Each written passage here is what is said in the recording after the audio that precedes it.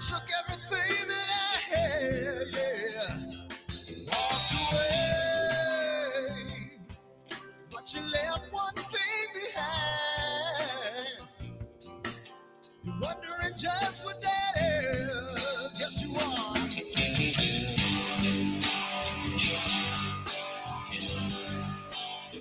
When the world stops spinning around, I'll be rocking. When the world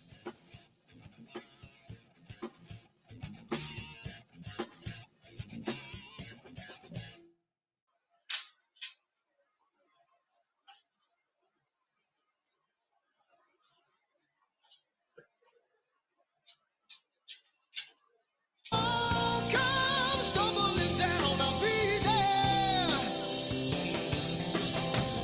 When the world stops spinning around, I'll be rocking.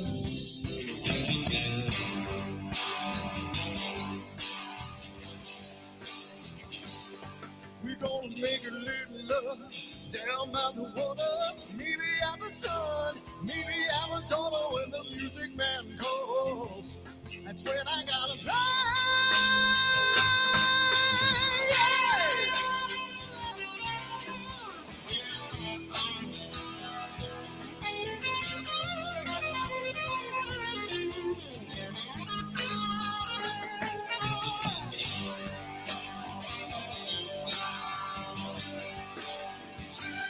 So I burn for the things I never had.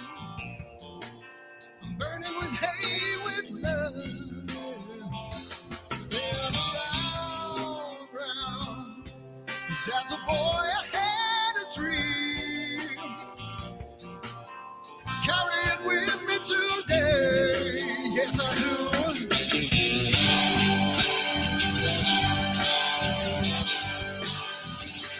When the world stops spinning around, I'll be rocking.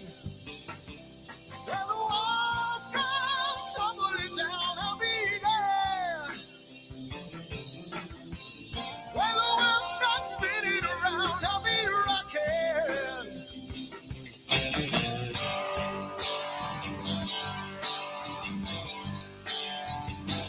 When the world stops spinning around, I'll be rocking. When the world comes tumbling down, I'll be there. Hey, hey, hey, hey. When the world stops spinning around, I'll be rocking.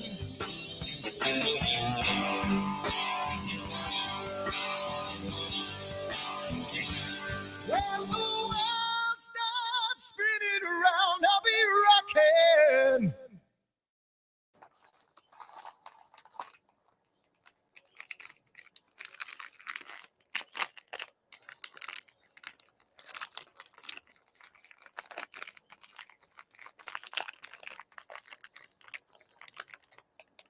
Giotto's is so good.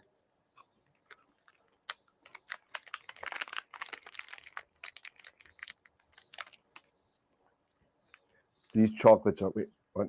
Chocolates? We're here about astrophotography. What are we doing? Wrong video. Whoops.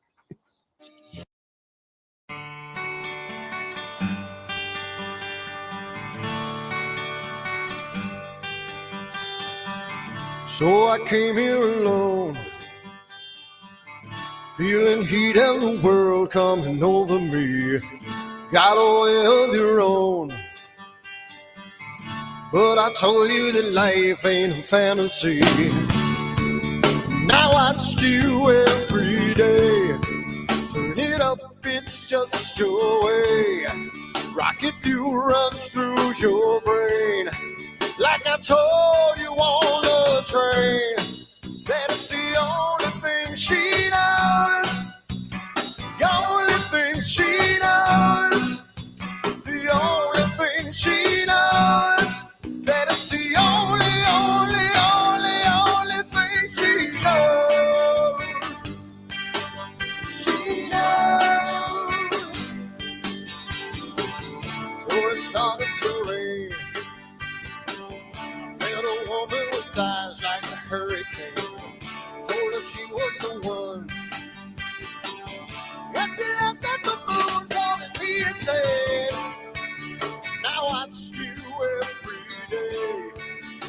it up, it's just your way. Rocket fuel runs through your brain. Like I told you on the train. Well, it's the only thing she knows. The only thing she knows. The only thing she knows. Said it's the only thing she knows. Got up on the wrong side and I'm catching burned again. That glass is looking brown today.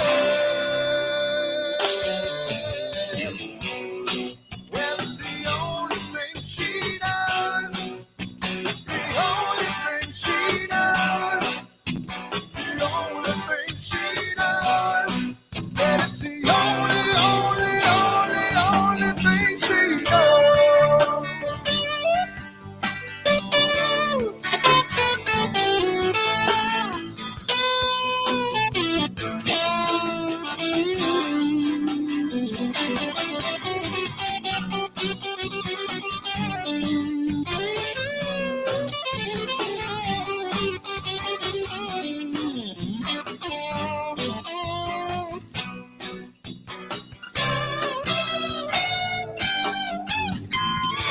I woke up on the wrong side and I'm catching burned again.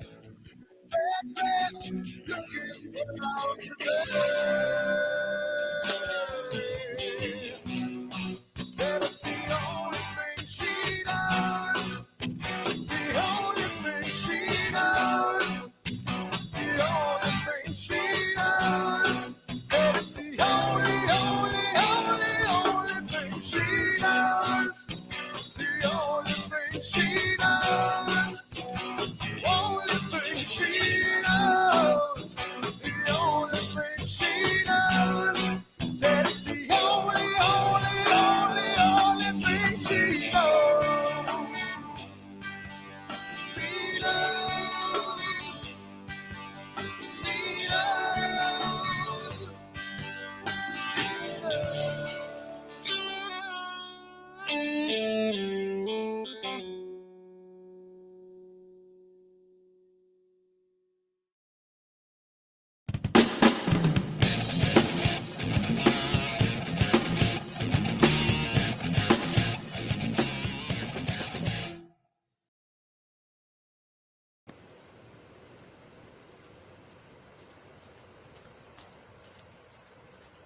What the hell's wrong with my telescope now?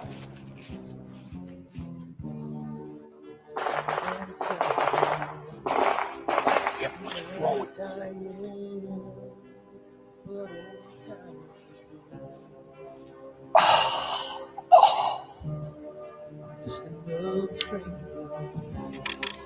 Another lost Lone Ranger. Can I break this spell?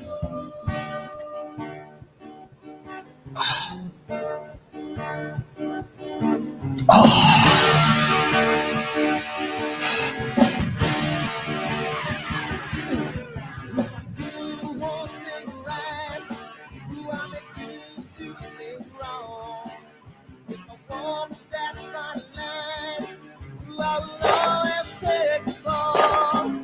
If I don't do left, I can hear from the right. I sleep all day long, and I'm breathing through the night.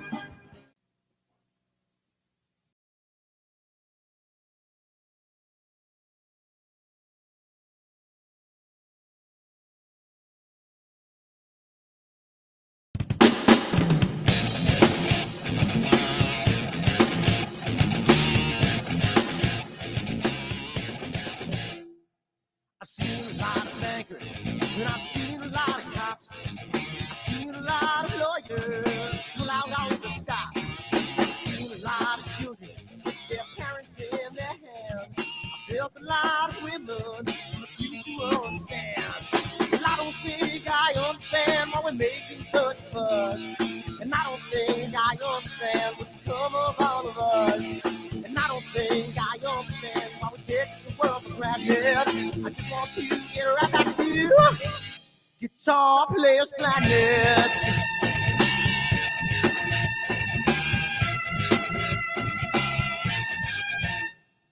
You see it in the papers, you read it every day. The riots and the fires going on in South LA. The muggers and the government, they're all wanting the same thing. They take you for your money, every spring. And I don't think I understand why we're making such a fuss. And I don't think I understand what's come of all of us. And I don't think I understand why we take this world for granted. I just want to get right back to Guitar Players Planet.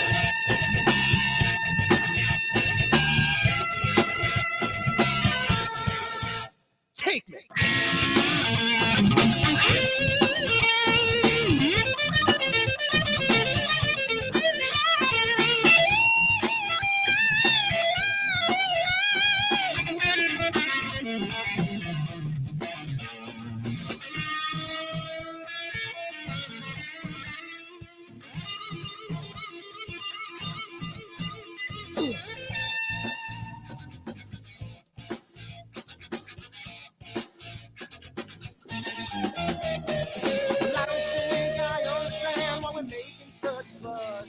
And I don't think I understand what's come of all of us.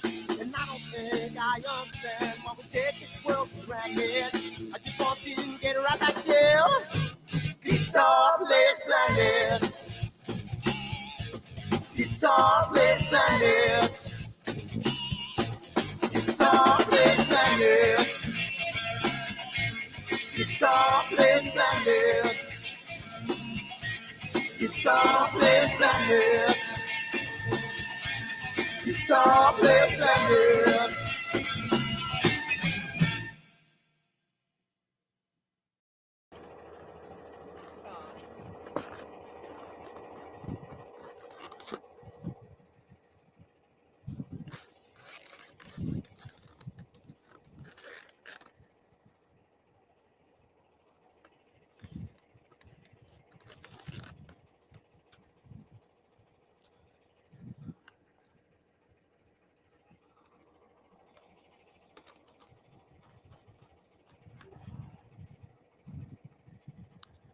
It's gotta mean something. It's gotta.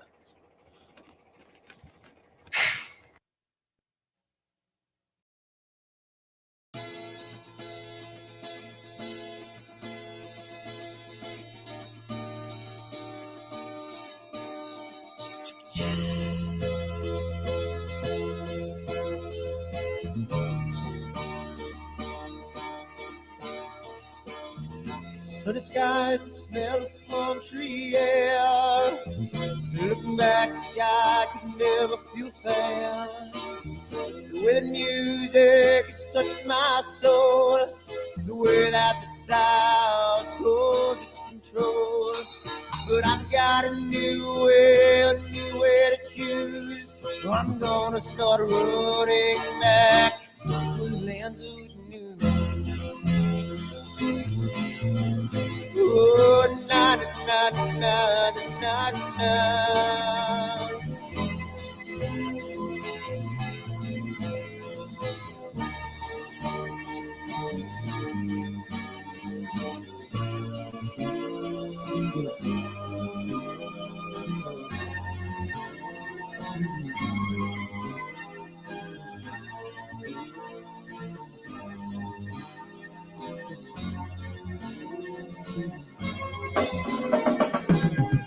Seems to me that I have lost my old friend.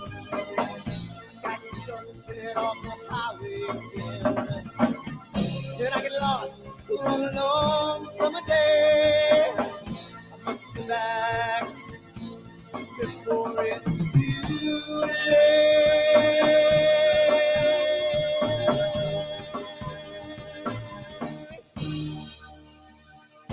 You're afraid, you're feeling alone. Time and space can never unfold. The holidays can ring in your fear. The ghost embrace can only mean tears. And I've got a new way pair of shoes.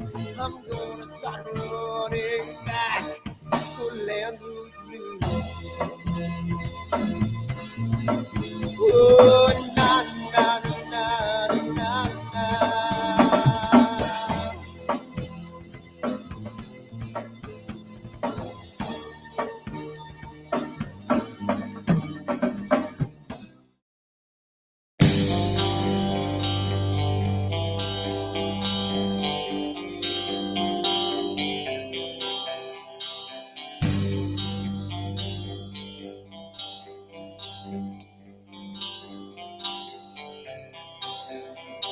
Someone to take me down at night. Someone to make my day. New revelation fills my soul. Oh, I can waste away. You distracting my attention. You're all that's on my mind. You not looking for perfection, but you're too hard to find.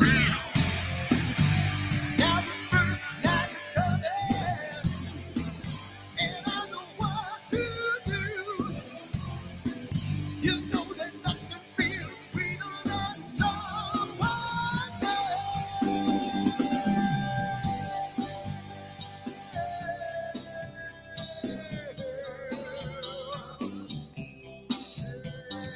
I need to taste your life again. I need a rendezvous. New revelation just fill my soul. Beginning and ends with you. Distracting my attention. You're all that's on my mind. You. Not looking for perfection, but you're too hard to find. Now the first night is coming, and I know what.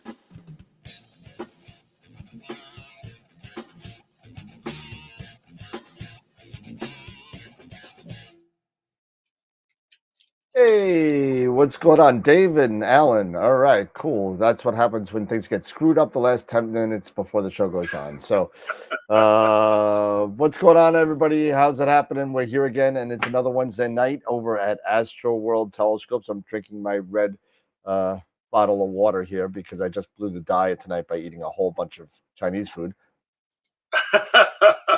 But everything's going well. We're going to be doing some stuff tonight regarding calibration frames, and unfortunately, I've been working on my Eagle all night, and I didn't get a chance to set up in the back and do what I want to do. I could go over a little bit about what I do in Nina. Eric, I think are you set up or? I am set up in the on ASI Nina. Air. Oh, yeah, no, on Nina. On Nina. Okay. I'm set up there. Yep. So I haven't really used ASI very much, especially with the Edge 8, since I'm using so many more Prima Luce Lab components that yeah, I haven't really used the ASI Air. Any way you could turn it on so we could kind of take a look-see? I can probably turn it on. But, yeah, so we could take a look-see. I thought, I figured that you're the ASI Air user usually. You would do yeah. No, we can. And so Dave's got Nina hooked up, so you could kind of do my Nina wasn't working the way I wanted it to do, and everything wasn't set up because it's been so long since I imaged. So I'm not going to be kind of. I could show you a little bit of what I do with my calibration frames, but I'm sure it's going to be similar to what Dave has going on over there as well.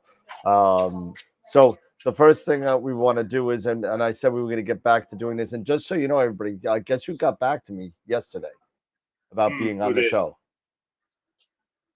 Who? Helena got back to me. Oh, yeah?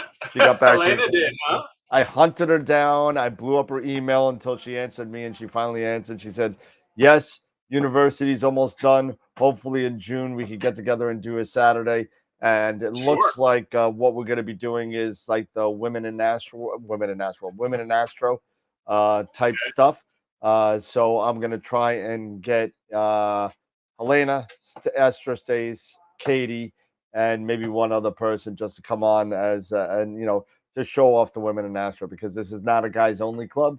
So I think it's important that we kind of shine a spotlight on, and something that I kind of want to do for a while, and I just never got around to it. And so now it looks like it's gonna be time sometime in June. It looks like it's still no Brian May. I think that's a dead issue. Unfortunately, that's Unfortunately. sad, but I tried my darndest for 2 years, and I think that it's just it's not gonna happen, guys. I'm so sorry. I tried. Hey, Ernesto, what's going on? I see Matt. I see Dave. Dave's on the show. Kevin, Tom. I think. Do we have audio on Dave still? No, we don't. I don't know why. Hold on. Check 1, 2. Now we do. Yep, I got you. Oh, okay, good. And then so we're going to talk about calibration frames tonight and how we take them and what we do with them for the most part, and we'll take it from there. But before we get into there, we don't have any upcoming guests, but I want to say thank you to some of the people, because we've given out a lot of Masters of Pix Insight workshops over the past couple of weeks. So I want to say thank you to these guys. So let's take a look and see here. We got the all famous kind of. Thank you to our sponsors. So, and Optolong, it looks like they're no longer going to be a sponsor as of June 1. They kind of have been unresponsive, I guess, to any samples that they may want to be giving us. I think they're giving them all to Masters of Pix Insight, but we're all part of the same team. I'm still going to use Optolong filters. I still use them. I still use the 3 nanometers and the LARGB. They're great products, but hopefully they decide to come back in 2025. So hopefully that is. Masters of Pix Insight and IP4AP. We give away free workshops every Friday night for Masters of Pix Insight and IP4AP. And if you're not involved with any of these giveaways, go to astroweb.com, go under giveaways, and sign up for the giveaways that you want. Of course, we have our own Astro store, AstroWorld telescopes. You can get all your favorites with us. Just be patient. Do me a favor. I'm still building up stock. So it may take me a little bit longer in some cases to get some stuff, but most of the stuff you can see behind me, I got a lot of stuff in stock, and I look very wide tonight. I don't know if you're very thin there. I don't know. I know I'm on the diet, but I mean I'm kind of thinned out there. So go check us out. If you got any questions, give us a call or send me an email at dan@astraltelescopes.com. So Dave, I put this together as of May 18th. You're in the lead for Image of the Week winners. That's hard. That's because of Tom too. Yeah. Well, you and Tom both us got one for that. So I mean, we've had 2 actually. We've had 2. So we may give you a -2 then for that. But well, then take it away from Tom too. What's fair is fair, of course. so Dave, Tom, Greg, Josh, then we got a bunch of people at one. Josh, Jim, Chris, Jeannie, Jackie, Jason, Ernie, and the infamous Sensor 32 that won last week. So, that was really nice. That was a pretty image. So yeah, awesome. So I'll be keeping tracks of this. Probably like I don't know. I'll try and add to it as we go through the weeks. No promises, but there we go. And then of course, go check us out on our. I actually updated this screen too. It didn't make it with just QR codes on there, so you could take a picture and not worry about the names and jump on to whatever social media platform you want to join. So there we go. And then also I made a promise. I want to keep it. And I'm sorry, Dave, I didn't have time to put you on the screen, so we're gonna say bye to Dave for a second. And thank you everybody for your support. We did get one more member on Patreon. That's Wilfredo's Astro Forum. So thank you to him. I didn't get a chance to put you up on the screen. You'll be up on there next week. But definitely go check us out on Discord. And if you want to see anything, on Discord, any content, any stuff like that, feel free to hit us up on email and let us know. And we have a lot of members on both. You can see them all. This is a combination of YouTube and on Patreon. But thank you to everybody that's been supporting us. We're on our 5th season now, and it's been a great time, and we're gonna keep on doing it as long as you got people that want to see it. So thank you everybody for the support, and we are ready to start the show. And so here we go, calibration frames. So I guess we should start talking about. I guess before we get into how we take them, what are they? What are calibration frames, really quick? And maybe we could all take one and shoot out. Anybody raise their hands and want to go over one of them? Go right ahead. We all know what they are. Yeah. Maybe there's, if you want to think about it, there's technically 4 of them if you want. But who wants to take the Well, first one? Go ahead. So, Go ahead, Dave. I mean, I'll do the flats. I mean, Oh, obviously, you take the flats fun are gonna- one, right? You got to take the Yeah, fun well, one. flats you take, so that'll cancel out, help calibrate out dust motes on your sensor, your optics train, any kind of vignetting or something that you may get in your optical train. Opticable. Typically, when you take flats, you have to calibrate those using either dark flats or bias frames. So I using the 571, I've stopped taking dark flats and I just have a crap load of bias frames that I use those instead. And I found they works much better. It's a lot easier. When I go to take flats, I don't have to worry about taking dark flats. I just take the flats and done. And I can just put my bias frames that I have in a library stored, and it calibrates them perfectly. Nice. Yeah, that's why we were talking about that. That says that there may be 4, right? So you got your Yeah. darks, your flats, your dark flats, and your bias, or flat darks, or what I like to call them. We've adopted the word flark for those. Flark, yeah. And so that being said, there are for bias takers. I mean, I kind of been going back and forth between bias and flat darks and whatever. I mean, I kind of get the decent results from both. What have you seen? You said you switched over to bias. What have you seen? Yeah, I switched over to bias. So now when I had my 294, you cannot do bias frames on that. No, because now we know the 294 is that. It's like that special camera, that 294. Exactly. It's got those weird things with flats, right? Yeah. So you had to do flat darks then. So, but once I got the 571, and it takes great bias frames and it calibrates my flats perfectly. So, I just find it easier where I don't have to take, typically I'll take 33 flats per filter, and I don't have to worry about, and usually 2 seconds. And I don't have to worry about taking 33 more flat darks at 2 seconds. It's just, it does the flats, it's done. And my bias frames are usually like half second. And like I said, I've already created a library of those, of like 50 of them. And, bias frames are bias frames. They're going to stay good forever. I don't ever see myself having to repeat those. No. Again, you can use those. You can even make even though the laws master bias. Yeah, the laws of I guess Murphy's law will end up working out against you, because I know people that have been doing flat libraries. Yeah, I don't do that. I won't usually do like to take my flats before I start imaging. I'll just run the flats on whatever I'm doing. If I'm doing broadband, I'll do my LRGB flats, and then I'll do my broadband target after that. If I'm like last couple nights, I've had, I was just doing luminance, and then I was going to switch to oxygen 3 for my second target. And so I just did luminance flats and O3 flats. And that's all I had to do. And that way I know those flats are tied into that same file for that night. And I would know that everything's going to be, kosher. Absolutely. And to Ernesto's question, do you use these frames every time do you do these frames every time you image, or can you do once and reuse? If as long as you keep everything. So for me, because I keep pretty much my everything set up and covered and don't bring it in and out.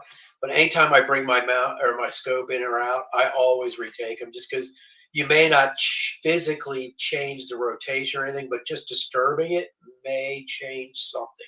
Yeah. So it's just better practice to always redo them anyway.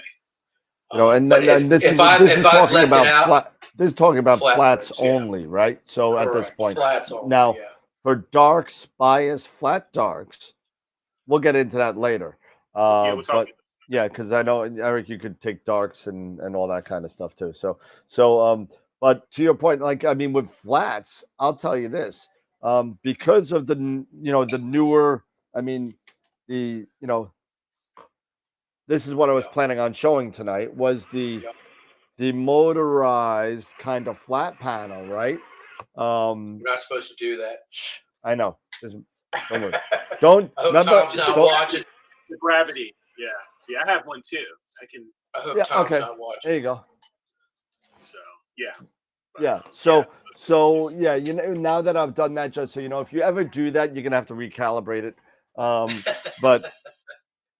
But the whole thing now with flat frames, depending on how long is between your nightly shooting, like me, I may do one night of shooting, right? Because of the clouds and whatever in the sky, or what what the crappy skies we have, it may not be a week until I shoot again, right? In that case, I would do flats all the time, Again. and to do flats again. But however, I'll tell you this: I have done flat libraries for each project. Once I do a project, that's it, because I don't touch it. I don't touch it. I don't move it. It doesn't stay anywhere. And if I get 3 days straight, I'll be good. Now, the Murphy's Law will get you if you do this. It'll get you. All of a sudden, one night, this whole flat library thing will work for like 3 projects. Then all of a sudden, the infamous dust mode is there. That is just not going. And you're like, oh man, I got flats. The flats are good. They worked with the last project. No, it's a new dust mode. So you're gonna have to go redo your whole flats. So if you Or have something that, shifted just like slightly, yeah, your rotation, like you said, moved a half a degree. So anything kind of happened where focus not so much. It doesn't really matter so much. You're not going to make a difference because we're moving at such minute micron spaces Distances, of distances. But with the flats, it's really important. So I would tell you to bite the bullet. Get like a $300. You don't have to spend $800 on an Alto Giotto. You could get like a $300 Wanderer Astro and strap it onto your dew shield so you can have a room, or just put a light tracing panel on and put it on the front. But take flats. There you go. Perfect. Exactly. Something like that every night, because flats are probably, and correct me if I'm wrong, guys, are probably the last calibration frame that everybody learns how to do correctly, right? And probably the most important one you should probably learn first. They're definitely probably the most important. Yeah. And the thing about it too is this time of year when it's getting darker later, it's easy that you're sitting around waiting for it to get dark. So once it gets to a certain point, it's not to start imaging yet. Throw your flat panel on there and just do your flats. Get them out of the way. That way you have them all done. By the time you are ready to start shooting, it's done. You're ready to go, and you can go. And then the next morning, you got everything you need. Yeah, I'm a little anal, so like because I think all three of us have automated flat panels at this point. Yeah. Yeah, so I think that I'm a little crazier even than that. I always think while I'm sleeping that like a piece of pollen is just going to go right on to my lens while I'm sleeping if I take those flats at the beginning, and that it's gonna, and now I don't have any flats. I got to do them again anyway, because of that one. So I'll take them at the end of my run, But what I found, Dan, is a piece of pollen or something on the end of your lens. It's not going to show up in your image. Probably not, but you know what? It's those things just that my are right head. up against the sensor or on your filter. It's just my Those are head, the though. ones It's that my are gonna- head. My head. This is why it's so important when you're taking calibration frames, especially flat. Okay, this is why it's so important that you either do them regularly, or if you're going to decide to have a flat library, you do not mess with your imaging train. Yeah. You don't open it up. You don't take things apart and try to put things back together. You don't change anything. rotation. You don't mess with rotation. You don't want to introduce any types of changes to your imaging train at all, because the moment you open up, for example, your filter wheel, or you open up anything that is in that imaging train, you're introducing dust and everything else, and it's going to get on there. It's going to happen. So it is, or you may accidentally, because we have oil on our hands, you may accidentally touch something, and now you've got a smudge, things like that. So I got a smudge. If you are a smudge. You are a smudge. You are a smudge.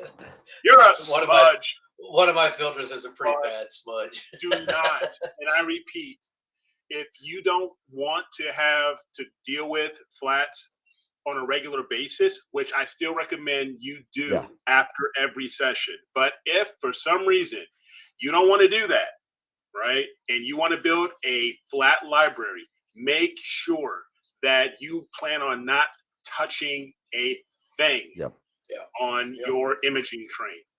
That's, that it's as simple as that.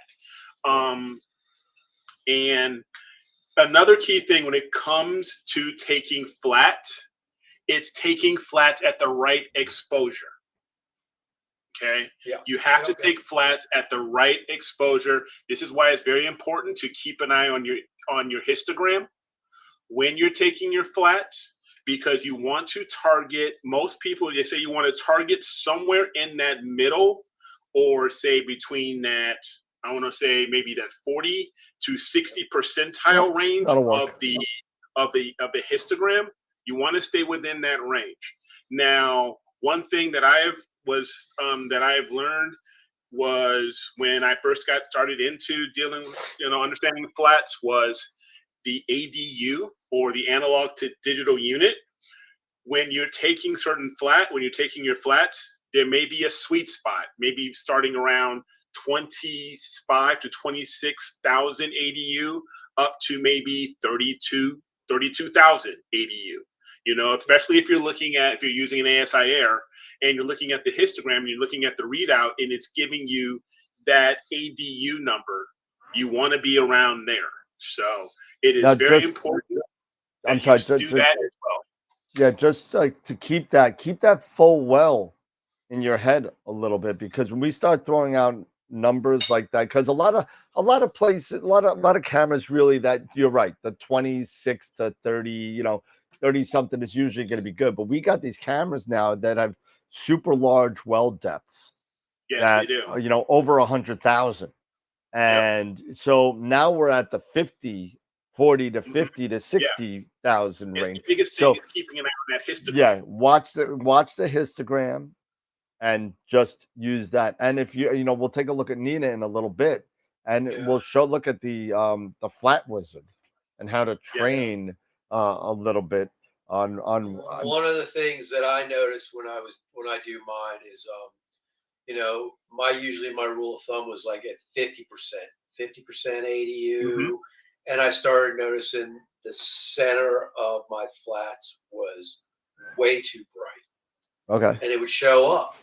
So I dropped it down to 40%, and now my flats are nice and smooth all the way across now, and they work fantastic. Yep. And that's with the 571. So and I think my ADU is like right around 28,000. So so you probably got like a 55 to 60 full well. Yeah. You know, so and then then that's what a lot of those 3.76 micron kind of cameras usually run Yeah. about. Typically, You know, so but just be careful. Just and your best bet, like Eric said before, is to just watch that histogram a little to the left of center, and you're good. Hmm. Little to the left Yeah. of center. Now, Tom, you know, he has a question here. Why does the ASI error when you are taking auto flats set the ADU to like 12,000? That is a very good question. It It's is. it's frustrating. That's why when I personally abandoned auto flats using the ASI error. I just couldn't trust it because it was too dark. So I went ahead and, you know, you make that decision on your own as far as that choice. I set mine to the way that 50 percentile, that being around that certain range, keeping an eye on that histogram. And that's how I set, you know, and that's how I determined the speed as far as the exposure length for my flats. Now, one thing also when it came to flats was the exposure length, right? That is sometimes one of those things that could be up for debate as far as how long do you need that exposure length to be, right? Because you can increase, say, the brightness of your flat panel and make it brighter, so your exposure length can be shorter, or you can dim it down to maybe take it a bit longer. I personally have mine set at 2.5 seconds. Now, for me, that works. For others, that may be too long or may be too short. It is a personal preference. So, but the biggest thing is all about that histogram. Yep. Right? That is probably the biggest thing I can say. So it doesn't all necessarily matter maybe how long your exposure length is. Now, it may be on certain cameras that having a specific exposure length being too short might affect, you know, your flats depending on the camera sensor. But on a lot of these newer camera sensors, like the 533, like the 571, because they don't maybe deal with amp glow, stuff like that, you don't need to necessarily go long or go short. It just because you don't have that contention with dealing with amp glow, which is one of the reasons that we also take either dark flats or bias frames, and even darks. Right? Yeah. Are to deal with amp glow, because the older cameras like the 1600, the 294, for example, the 183, which had the starburst on the right side, you definitely need to calibrate or even out your image, right, by taking those dark frames, because you want to be able to calibrate or even out that light with the dark, right? That light that you're taking from your data, you know, from your initial exposure. You want to be able to calibrate out that amp glow. And so when it comes with darks and even bias frames or dark flats, if you are dealing with one of the older cameras that don't have the newer sensors, you are going to have to take bias frames or dark flats, and especially darks, to calibrate out that amp glow out of your lights. And you're going to need to do dark flats or bias frames to calibrate the amp glow out for your flats. Well, right? Well, Especially so the bias frames are actually for the read noise of the camera. For the read noise. Right. Yeah. So your darks is for, just like you said, you know, the darks are for your amp glow issues and any hot or cold pixels, you know, stuff like that start to show up. And what bias frames is for is because you got to remember that when bias frames came out, is from those CCD cameras that I used to love, where the analog to digital converter unit, right, would drop things into a register and move, like literally on a train, move all of your data for that row into the memory by row by row by row, and it would do it really fast. And but the issue is that created some sort of digital noise from the movement of that data and the conversion of that data. So now a lot of people are doing not even doing biases because the read noise is almost nothing. Nothing. The Right. thermal noise is almost nothing now. I mean, Right. you know, Nowadays. but I still would say you have to take dark frames because you know what? Not every sensor is perfect. You're gonna have pixels in there. Next thing you know, your guiding is gonna be at 0, 0, 0, and you're gonna be guiding on a hot pixel. And so Yes. that's if you do a bad pixel map or something like that, that will help you out with that kind of stuff, or darks for your PhDs for guiding. But Yeah. definitely sit there and make sure that you are able to. I still do all three of them. I still do the flats, the darks, and I actually do flat darks because I was burned. I know I was throwing on chat. I was burned. I was one of the people that got burned with that 294 and that Yeah. 1.5-second flat that we used to take. Yes. And then you're looking at it and you get like Rorschach tests Banding, on there, and banding, Yeah. and it's a big mess. Especially on the 294. Yeah, the especially on 294 mono was bad. definitely one of the ones that you needed to take 2+ seconds. So I was doing almost 4 seconds, I think. yeah, so Yeah. I got away with 2.5 to 3, not a problem. But I got rid of it. I sent that 294 to And Pete that's when it Myers. He comes still with the has amp it. plug. And that's when you're taking these long exposures for your flats, like a 4-second exposure. Now with the 294, you're going to introduce amp glow.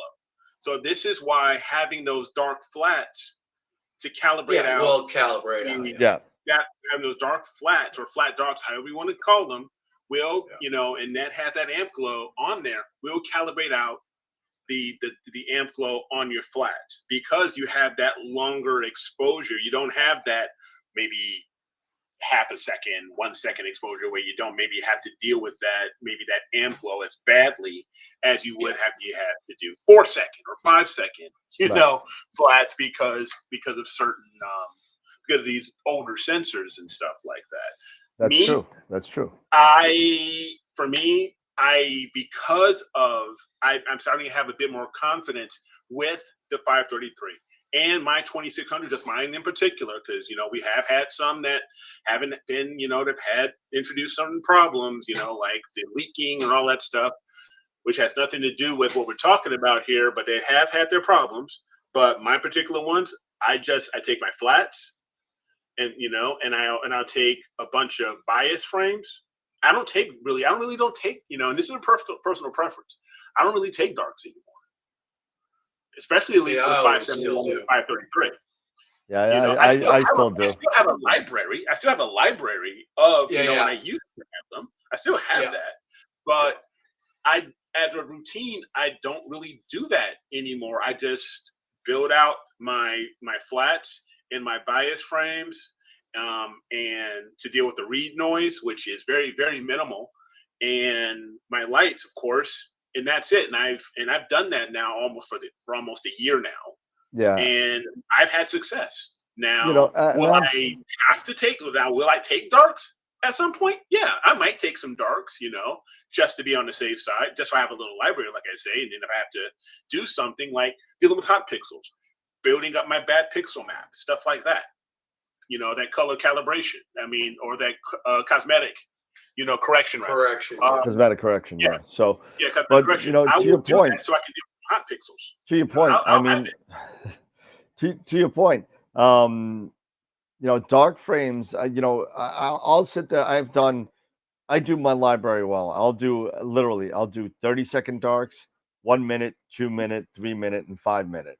Those are the ones that I do. I don't go any longer than 5 minutes. Even on narrowband, I don't. Not on Long Island, I just don't. So I will make those 5, and I'll use those until I start seeing something change in my pictures. Right. Yeah. I will not. I will make master darks, and I would use those master darks until I see a problem. Right. Usually, I don't. I've used my last dark library since I moved over to the 268. I have used that dark library for over a year and a half. Yeah, I've used mine So since I got my 26. yeah. Yeah, I mean, Yeah, but you know, in all fairness, I don't think that's comparing to apples here because I saw your original dark frame and I tried for an hour and I finally found, I think, one. I don't know, maybe it was the cataracts in my eye, but I think I found one hot pixel in there, and it was that clean of a sensor. It was pretty incredible. But I'll say this because EGG brought up a comment here. A lot of these camera advertisers say there's no amp glow, but all the reviews on YouTube say they do have some degree. Now that may be true, but I'll tell you for this. For me, I've taken up to 600-second darks on my 533 and on my 2600, which is a 571 sensor. right, I haven't noticed personally any type of glow. you know what? You know what I see with the cheaper end cameras that they say that have no amp glow. I won't see an amp glow like a starburst, like the 183, like the or 183, I won't see that. But I might be like see, a hot edge. yeah, on the side. Hot You'll edge. see it's just a little brighter than what you kind of like what it should be. It shouldn't be there. It kind of is there, and you kind of ignore it because as you go through your calibration frames and all, it just disappears. It gets rejected. But you know, for the most part, but that really hasn't bothered me. But I still take my darks. I still take my flats. I still take my bias or flat darks. Mm-hmm. And now, one other thing is like when we're talking about darks, is to make sure if you are going to take darks and you're using your darks, like we were just talking about, to deal with hot pixels, and these are to to deal with amp glow. These are to calibrate out those issues out of your light frames. Just like dark flats or flat darks are created to deal with issues dealing with your flats. Biases are mainly created to deal with read noise, right, or that type of noise. When you're doing darks, it's just that you want them to be dark. You want to cover your sensor. All right, you want to put the lid on the cap on your lens, all of that stuff, and you want to have the same exact settings as far as temperature. You know, if you're using a cooled camera, or even if you're using a DSLR. If you're using a DSLR, I would say as soon as you're done with your imaging for the night, try to keep it as close to the same temperature as when you were doing your imaging session. Put the cap on. You know, this means, you're going to have to get up probably in the middle, early in the morning or something like that. Put the cap over your lens and then start your darks. And they have to be the same ISO and the same exposure speed as your light frames. Same thing with your CMOS, with your dedicated CMOS cameras. Put the cover over your telescope, and make sure it's cooled at the same temperature, and run the exact same gain and the exact same exposure length as you did with your lights. If you're doing different types of exposure lengths, maybe for LRGB or for narrowband, you want to make sure you do them all. Okay, or you build a dark library. When we're talking about dedicated CMOS cameras and cooled CMOS cameras, you can build a library of all these different exposures like Dan was talking about. But if you're using a DSLR, you have to do them at the end of every session. Yeah, because there's no ifs, ands, or ups about it. There's no way around it. Yeah, yeah. When I got my 571, before I even mounted it, I plugged the thing in, cooled it down to 2 different temperatures, -10, -5, thinking in the summer, if it's too hot, should be able to get it down to -5. But for the most part, -10. And I did a full library of like Dan, 30, 60, 2 minutes, 3 minutes, 4 minutes, 5 minutes, and I did some 10 minutes. And I did them all. And then when I was done, I have them all in a folder, and then I put everything together, put it on my image train, and it's never come off. And you know what? One other thing to talk about really quick is how we organize the flats and how we kind of make sure that the right flats and the right calibration frames are applied to the right pictures, the right images. I don't know what you guys do, but what I do is I literally have a folder structure where it's the image name, and then under the image name is night 1, night 2, night 3, night 4, night 5. Yeah. And then night 1 goes in there, and then my night 1 flats, bias, and darks go in there. Now, if and this may seem stupid, but this is me and the way my brain works. If I'm using my dark library and my bias library, right? Because the odds are I probably am, and I'm taking new flats every night at the end of my sequence, right? The flats will automatically get loaded into night 1, and I will manually take a copy of my bias and my dark frames and dump those into night 1. Okay. There's another way to do it. What was that? Me, I date them all. I have dates. Yeah, my dates are all mine. That I do. I say for my flats. Well, okay, I did this imaging session today. Like I have an image session on May 22nd. I have that. Then I'll do my set of flats and I'll date it. May 22nd, 2024. Mine are all dated as well. However, when I go into PixInsight and I want to use the grouping keywords on it. Oh, then yeah. Now I just do grouping keyword night. And then anything that says night 1 will be gone to night 1. Anything in folder that says night 2 will go to night 2, night 3, and I don't have to worry about dates. I don't care about dates. I just throw them into the folder and be done with it. You use nights. It doesn't depend on. It doesn't matter the keyword. You use nights. I actually use session, like session 1, session 2, session 3. Same thing. Same thing. It's the same exactly. Yeah. If you're using session, something that designates that this night goes with this calibration frames, even if you use date. But here's the thing with date, right? Here's the issue with date. When you have date 522 and your imaging goes over from 522 to 523. Correct. Yeah. That's where the date problem goes in. That's correct. You know what I'm saying? So if you use a more generic, it's good to date the fits because you should. Yep. You know what I mean? It's just something to have that you could kind of know when that photo was taken. God forbid you could be finding the next asteroid out there and you're going to need a date stamp on it. Whatever the case may be.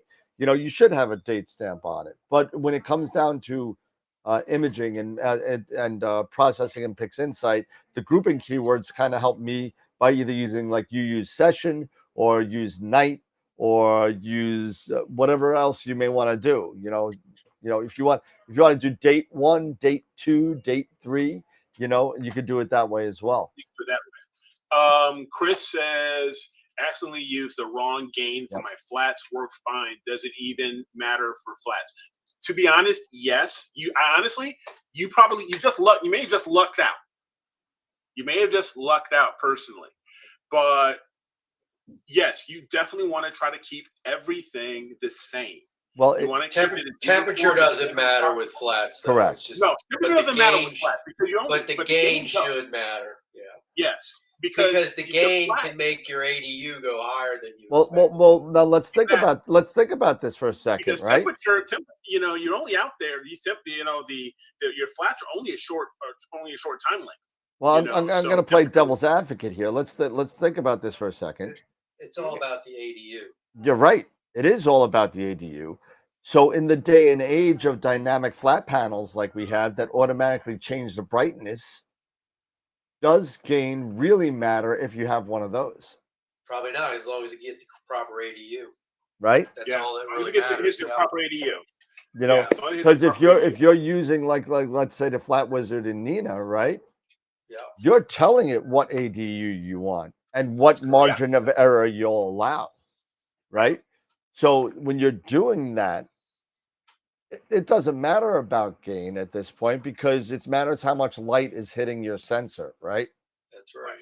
Yeah. The only thing that would probably matter with is if you were using gain as maybe a keyword like you're using in PixInsight. True. That would screw you. Absolutely. Yeah. That would mess you up. If you're using different gains for stuff like that. Absolutely. But you're absolutely right. But to your point, Eric, it is a best bet to make everything the same. Don't Yeah. do what don't do, just because what I'm saying makes sense doesn't mean you should do it. So just I'm the guy that even makes sure their flats are the same temperature, even though it doesn't matter. Right. I just like everything close to being the same, so I'm doing apples to apples. That's just the way because I have That's this the way. big Yeah. OCD issue that I have, and that's just me trying to, Right. control something that doesn't need controlling. But that's a really good kind of conversation to have about that gain that doesn't really matter. Maybe not, depending on the flat panel and your sensor and all that, but you should keep your gain and everything equal. Keep everything equal. Yeah. Keep everything. If you're shooting the Unity game, whatever that may be on your camera, shoot flats at your Unity gain and be done with it. Right. You're just inviting terror if you decide to kind of do what I said and count on your flat Now panel. let's talk, and you guys may be able to explain this a little bit better than I could because this was brought up, by Kevin. Was scaling and optimization. Optimizing When it darks. comes Yep. and optimizing your darks. Now, from what I understand, how that and I only think of that as you doing that if you have multiple exposure lengths, and say you only have, and say you're doing 20, 2 minute, 2 minute, 5 minute, 10 minute, whatever, but you only have a dark library of maybe 10 minute, like the maximum length. So you have 600 second. That way, and then you create your bias frames, right? Using the master dark and the master bias, you can then scale up or you can scale down to match. Down. Yeah, only down. You can scale down so it can match that 300 second or that 180 second, anything lower than that maximum exposure length. You can't go beyond that 600 second dark and expect to scale or optimize. You have to be at that maximum exposure length or lower, right? So I've done 20 and 30-minute darks just to see if I could do it, and it works. I don't want to. 5 darks is going to take you 150 minutes. So it does. It's not really conducive to what you're doing. But you can do, as long as your dark frame is longer than your exposure frames, you're fine. Exposure length, right? You're fine. Right. That's what I'm getting at. Yeah. So as long as it's that.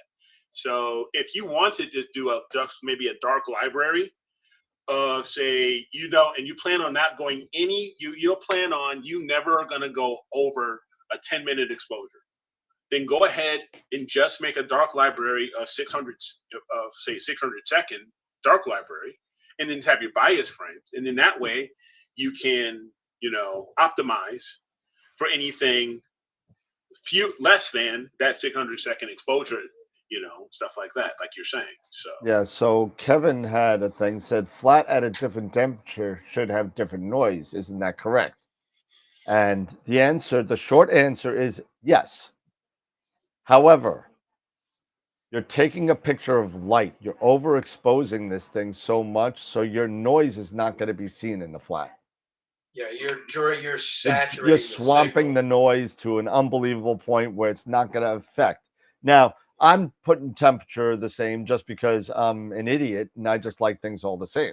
You don't have to do that. You could take flats in your living room and and just do flats and whatever and have a day, and you don't have to worry about keeping that cooling fan on, right?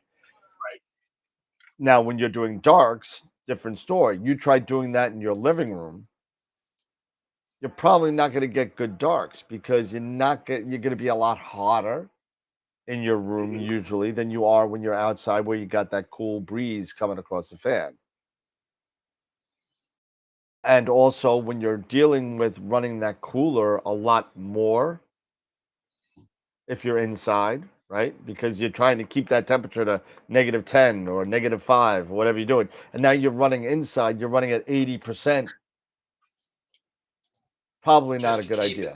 Just to keep it there. Yeah, so you're making more heat to run a cooler. So you're making the engine work harder. You know what I'm saying? You're making it work harder. So the closer to probably, I say the highest I normally go is 60% at the most on my cooler is what I like to try and run to. And that's kind of like where I am. Kevin Rasso, kindly disagree. Um, with the flats. Do you disagree with the flats? Let me know, because I don't see any noise in my flats. I really don't. So what? So what do you use bias for in your calibration routine? Right. It's to deal with the read So- noise. Well, but it also calibrates your flats. Yes, it Let me does. share It my does calibrate screen. your flats. Let me share my Yeah, screen for go. a second, Mhm. and I'll show you what I'm talking about. So, Leon's getting larger. So here I am in. Can you see it? I don't know which book you're referring Oh, to. here we go. So, can you see my screen? Yep, you're good. Yep. All right. Yep, So yep. here I have WBPP set up. Okay. So I got my light frames now. It's saying Hold when on. I We click only on see the- one workspace. We don't see WBPP. We see a different don't? workspace. Yeah, No. we only see your We see your icons on the right icons. side. On the right. Yeah. You don't see the main. Nope. I see your I see you toolbars trying on to the left. make the window bigger. The window's as big as it's gonna get. Maybe Hold on, unless but you're Are you got sharing your tool- screen or a window? a window. Yeah, no, share your screen. Okay, hold on one sec. Then let me get back to that. Da-da-da. Oh, this is killing me. All right, so share screen, entire screen. Yeah. Okay, that's what.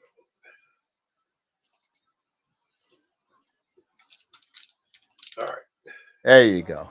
All right, so you can see my thing here. Yep. So if I click on my lights, it Right. shows that my flat's gonna calibrate those, and my dark's gonna calibrate those. Right. If I click on my darks, it's basically gonna calibrate my lights. If I Right. click on my flats, it's showing that the bias frames are gonna calibrate my flats and my lights. Right. So the bias frames are going to calibrate my flats, so I don't have to use dark flats or flat darks. It's going to Right. take care of all of that. So therefore, this is basically what the bias frames are for. And the bias frames, like I said, are half-second long. They're done quick as heck, and I can keep a library of them. They're never going to change. And then the only thing I have to do is just do my flats when I need to do flats, add those bias frames. And you can see that's a master bias that was created, when I stacked them in a prior project. So that's basically where, those bias frames come into play. For me, that's the way I've found Be right works back. the best. Yep. Right.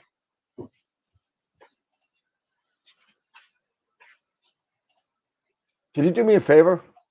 On Yep. that, go back to that real quick. Yeah. And in there is because there's some questions on how these calibration frames work, and I know that there's a diagram in there that maybe a graphical diagram. Yeah, is it under diagnostic? No, It's under post processing or calibration tab, maybe. oh yeah, maybe that's where it is. I know where it is. Pipeline. Pipeline Isn't is that a under pipeline. Pipeline.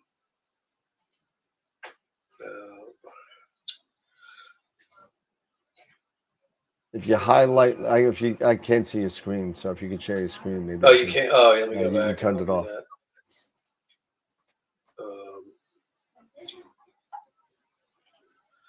Let me go back to share.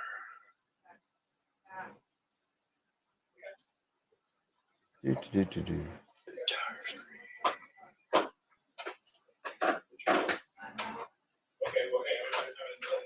All right. All right. So So I know what think you're it's under talking about. calibration. Under calibration.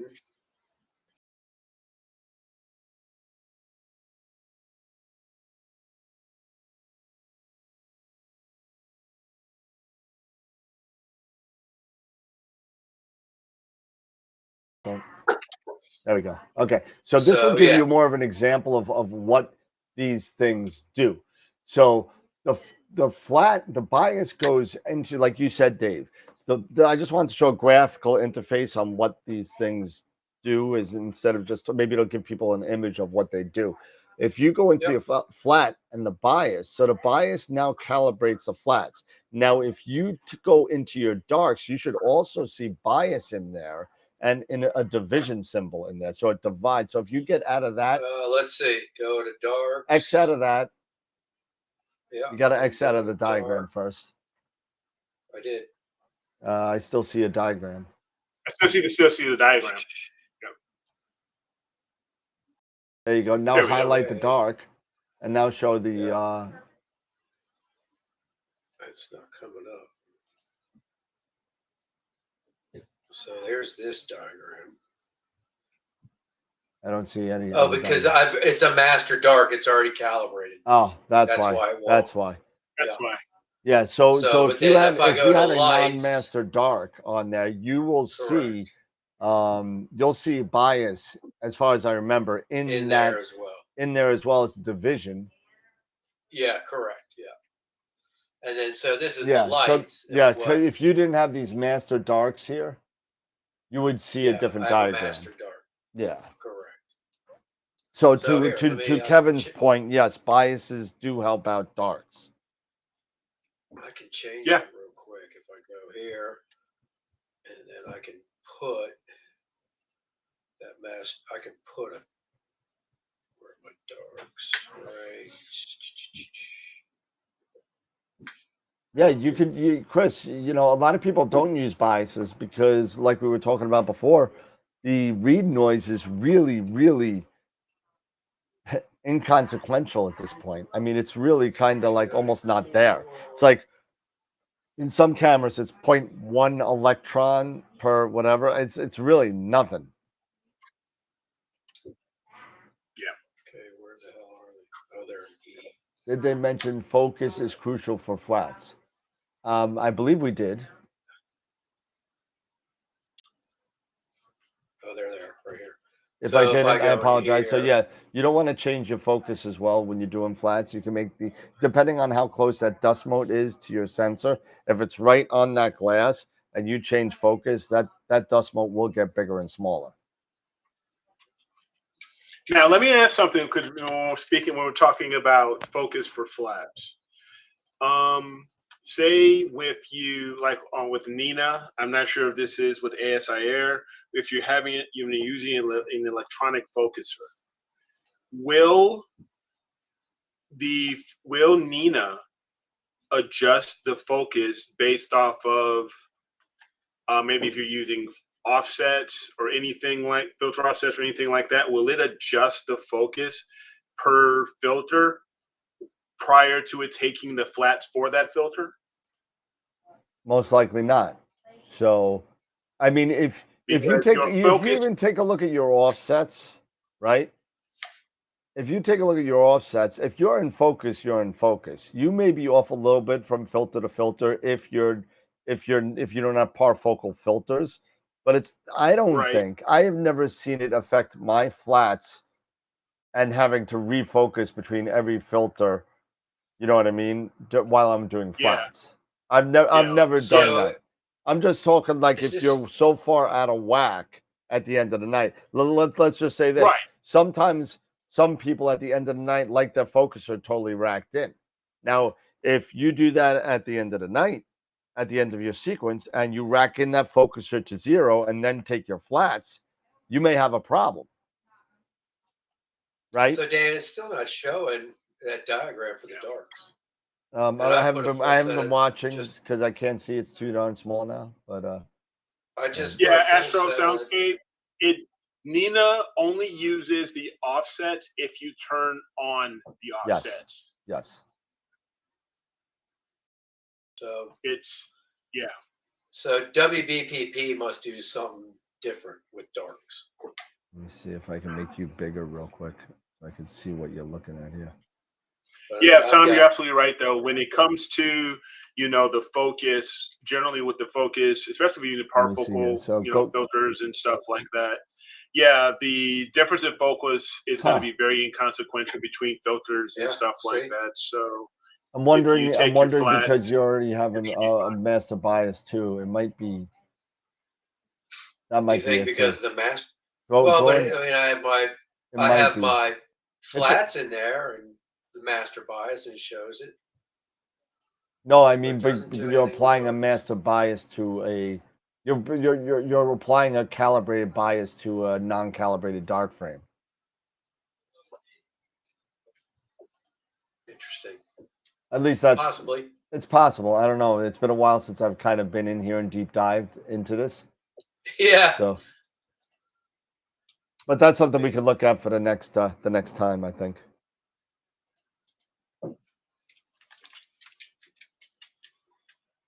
Yeah, right. Yeah, I changed the names. Yeah, I changed the names. Good. So now Eric and Dave are back. All right. Good. I will stop sharing. If you want, I can also show you my Flat Wizard stuff too. I've got that up and running too. I mean, if you have the offset set for, well, I'm curious to find that out. Actually, I don't think that there's a focus set for flats when you're taking flats in Nina. I just think it just takes the flats at whatever focus you're at. It does. It Wherever does, you're right? at now. I don't think that I've there's I've tried doing it. I've tried to copy what my focus was for that particular filter or whatever, right. and didn't make It didn't move it at all, right? No. Yeah. So because that's not surprising to me, though. I mean, if you're in focus for, LRGB, you may have a couple of 100-step offset for between LRGB and a couple 100 steps in these sub-micron focusers is not going to make a difference to the size of the dust modes to the point where it's going to screw up your flats. yeah, At least that's my understanding. like I said, somebody explained to me, unless you have a big piece of schmutz on your lens that is actually being picked up by your sensor when you're imaging, focus is not going to make a difference. Right. Because everything that you are getting as far as dust and donuts and stuff like that is usually within those minute Couple area. of inches. Yeah, not even a couple inches usually. Well, if you think about it, within 55 millimeters, let's put it that way. well, Or that whatever could be your all the back way focus to is. the lens of the flattener, all the way to the chips. So I mean, that could be a good distance away. And as you get further away, right, it gets more translucent and it gets a lot larger, right? So, But not from the flattener, because the flattener is moving with the focuser. no, I'm all saying the time. size of the dust mode. I'm saying the size of the dust mode. So the further up the image train you go, the You might have larger an the issue. dust mote will be, the lighter the dust mote will be. The closer the dust mote is, the smaller and darker it will be. Right. But a lot of times, if you have dust on your lens or on a reflector on your mirror, you're not noticing that in your image. Probably You're not. not seeing it. You really aren't seeing them. It's usually anything from the flattener back to the sensor is the only thing you're really seeing in your image. Although I do have to say I had something on my lens that I did see because I cleaned it and it disappeared. But just once. Well, it must have been pretty good size or enough to diffract light. It was pretty big. Yeah. Yeah, it has to be pretty big. I Birds think can do that. It has to be a good size piece of schmutz, it's like it was like a big fly. There's just a Oh, yeah. so what do they say? What's the last thing that goes through a fly's mind as it hits your windshield? I don't know. What? It's a-hole.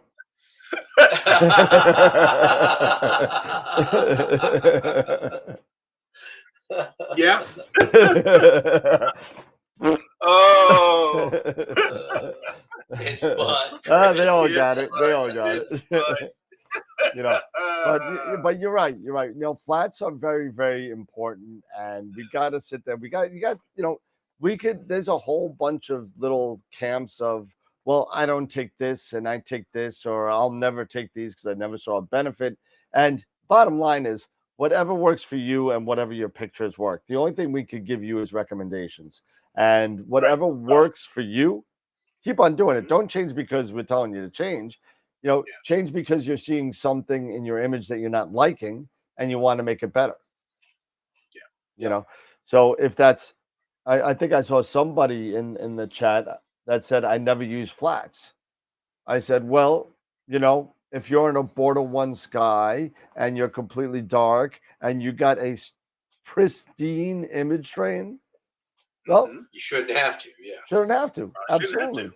You know, so but I would try it and see how much better your images Yeah. come out. I would do them. I would definitely do flats at the very least. You know, darks if you have an amp glow camera, and I do darks, whatever camera I have, until they figure out a 100% zero defect sensor. I will always take my darks. The only telescopes that might not have to use flats is James Webb and Hubble, and Yeah, but they're in a because vacuum. They were so- all put together in a vacuum. Yeah, exactly. and they're still in a vacuum. So yeah, and they haven't left. The only thing that they have is cosmic dust, and maybe they do have some issues. That's true. with And that. maybe they actually do flats. I do not know. I don't know I definitely know they take dark frames. I definitely know that. And I remember, what was it? There was remember that, what was the first image by Hubble that had that optics issue? Oh, it was nearsighted. Yeah, it was all weird. Yeah. And they do take flats. They do take flats. I thought they would. Do they? You know, Okay. because there is cosmic dust floating around. I was in a citizen true. science That's thing, true. right? Yeah. I was in a citizen science thing many years ago, and what they had a satellite up in orbit, and they had these kind of like sail kind of fins, and what these fins did was they caught space dust. And your job as part of citizen science is to take parts of these gigabits of data and just look at these pictures for these little, they trained you on to find what a dot looked like on the fin. And you look through literally thousands of pictures. Wow. And I looked through hundreds of pictures and I gave up. I didn't see one. So, you know, I was like, maybe this is one, and that was it. But I mean, there's definitely stuff and dust out there. I mean, just take a look at, you know, all the dark matter and stuff that's floating around, and dust that's making those nice LDN nebulas that Eric loves to photograph. Yeah. You know, that's all made out of dust, right? You know, it's all made out of dust, and parts of that dust are still floating around, and some of the dust comes down in the form of, you know, really quick meteorites, you know, and that's you know, true. these things That's happen. right. So yeah, that's right. so you know, it's definitely one of those things that you definitely want to take. You still want to take flats. If Webb's taking them, you should take them. Yeah, you know, exactly. you know, so I mean, that's just me. That's my 2 cents. But you know, Words of Wisdom by James Webb. Absolutely. Russ Croman's new AI plugin, Moat Be Gone. Let's do it, Russ. Come on, let's get her done. Get her done. Speaking Is that the of cable guy? Yeah. Moat Exterminator. Speaking of new stuff, Ooh, have I you got guys cold. had a chance to take a look at the Atom Block, and I believe it is No, I saw it come across my email. I haven't Yeah. looked at it yet. the I haven't new had a LRGB? Yep. You know, Using I heard about image that. integration. I mean, what is it? Yeah. Image blend. Yeah. Yep. Yeah, image I have blend or not. something I like haven't that. looked at it. So I'm kind of interested in tinkering around with it, just off of my latest image, since it's pretty much already done. My have you guys seen my whirlpool? Yeah. Yeah, we saw it. Yep. Okay, so that was pretty cool. And that was 12 hours, and that was HALRGB. So I'm wondering, maybe if I've got it all set up in a project, maybe I put that script out there and just maybe adjust a couple of things. Why not? Maybe Give it a shot. And let's see what happens. I love that image blend script. In fact, the last couple of times I've added HA to doing galaxies and stuff, that's how I've added it through the image blend. The image blend. Yeah. Now, one thing they did, I good. think he did say was you probably are going to, you're going to need to take that luminance and convert it into an LRGB. Yeah. Okay. To drop it into the image blend. Then when you're done, you can switch it back to a luminance. Okay. Layer. But I think when I was listening to the YouTube video, in order for this whole image blend script to work, you would convert the luminance into an RGB, and then you would take your RGB image, and then you would do the image blend and see what all comes out. And then you can also manipulate it a little bit. So what, you're taking your luminance and splitting it up into 3 channels and dumping it back into the one channel? You change it. Yeah, you change it to an RGB image. You basically change that luminance into an RGB. Yeah, you have to extract the colors. You color space it into an RGB. Yeah, color space. Yeah. And then you take that and you put it into the corresponding RG and B that you have. That's maybe I misunderstood. I don't know. I'm just asking because I've never even read it. What you did, you can't use if you have a color image and you're adding the luminance, it has to be color spaced into a color image. Even though it may not look like a color image, you have to have the color spacing right. Yeah, in order to use the image blend. I only heard of. I think that's basically what he's saying. I'll definitely have to look into it. Watch the video today, but it looks interesting nonetheless.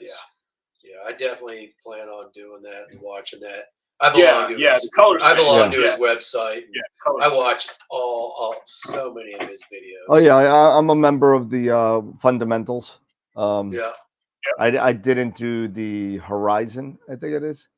I didn't do that. I probably should.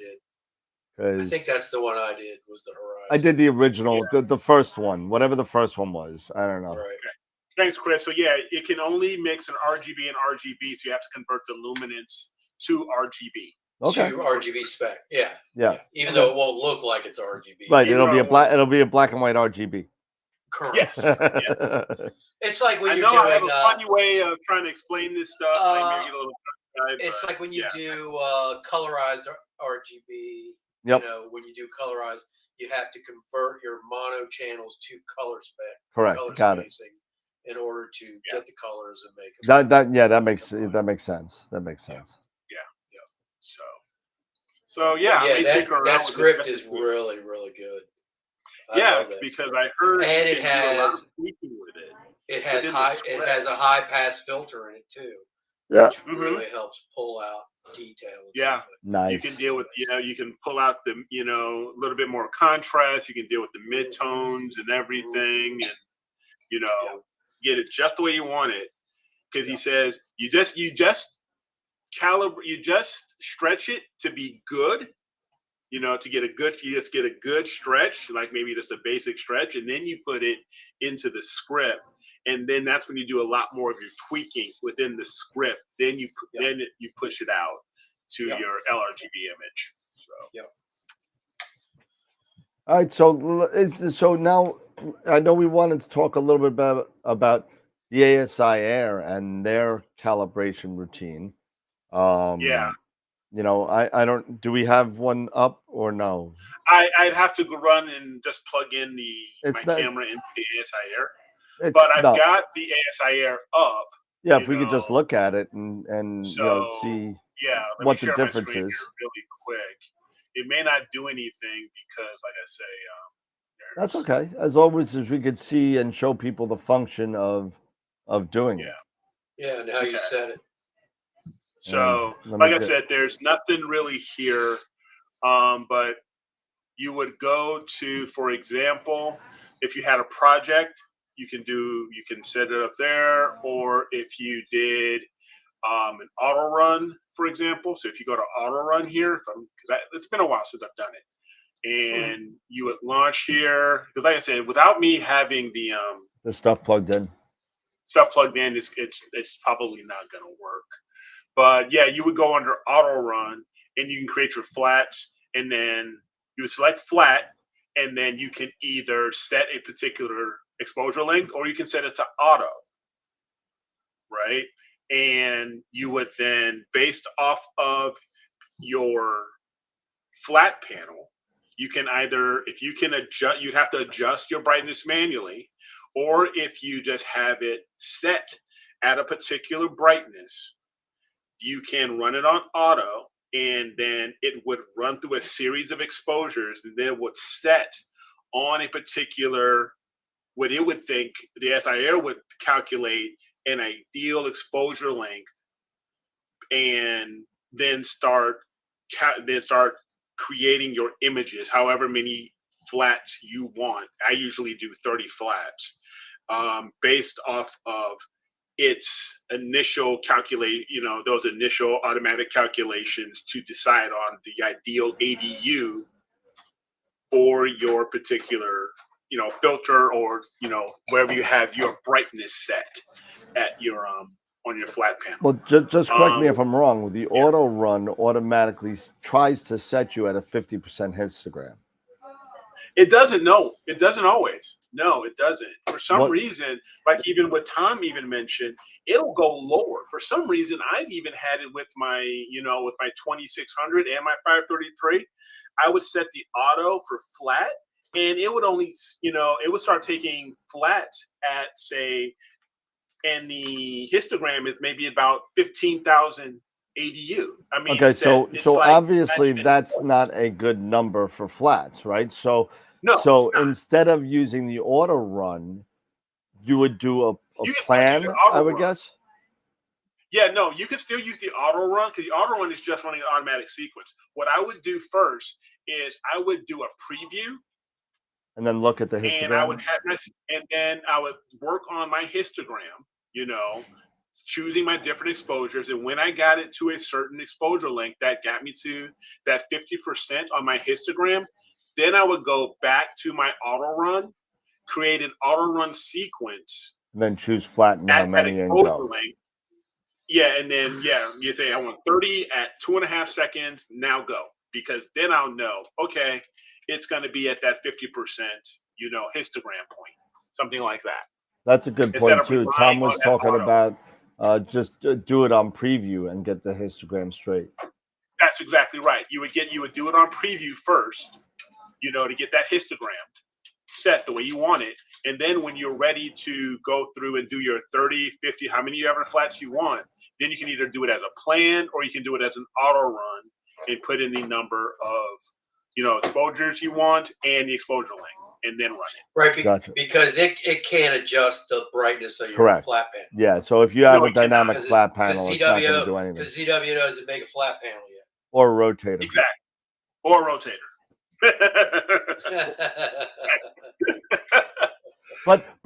But they do have a camera where they figured out how to embed an ASI air inside of it, but you can't use it for anything else. Yeah, for nothing else. And I've actually held their quote unquote camera calibration adjuster, or whatever they want to call it. Camera angle adjuster. Oh yeah, camera angle adjuster, whatever you want to call the thing. I've actually held one. Oh, me too. I don't know if it actually works. You held the shell of one. A big piece of it could be just a shell of something. There was nothing inside. You didn't see it working, did you? No. We just held it. It could have had sand in it for all we know. Yeah, So, exactly.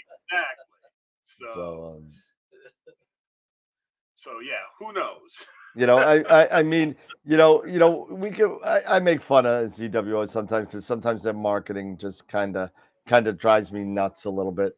But they do have good products, but again, when we talk about the functionality and the capability of the ASIR when it comes to calibration frames, anyway, it falls a little bit short to me. You know, it's not as customizable. I got to sit there and I got to turn that knob and make sure that brightness is the right way. And I got to sit there and troubleshoot because sometimes, to your point, sometimes that auto run will not work and give you the wrong ADU necessary for you to get a good flat. And it's not cool, man. You know, that's not cool. Why can't you just sit there and say, it's your damn cameras? You know the full well depth. All I got to do is full well divided by 2. And when the histogram reaches that number, plus or minus 5%, let's say, 10%, yeah. then start shooting. Yep. And you do dynamic exposure instead of dynamic brightness, and you just change the exposure to and because, you know, God forbid you got that 294 with that 2-second nightmare, right? You know, make sure that all your flats are above 2 seconds. And if you're under 2 seconds, there comes an error that says, please increase the brightness of your flat panel because it will ensure you over 2 seconds. Yeah. I don't know.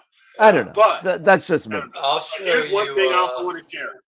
Here's another thing I also want to share. Oh, Charlie Darrow is on there. Hey. What's up, Chuck? See you in Starfest in a couple of weeks. Yeah. So when it comes to also doing calibration frames, you also have certain astrographs that you have to deal with, that you have to do your calibration frames a certain way. This is why I have this. This is what you would use the trash for can, a Hyperstar or a Rasa, because of course you have your camera in front.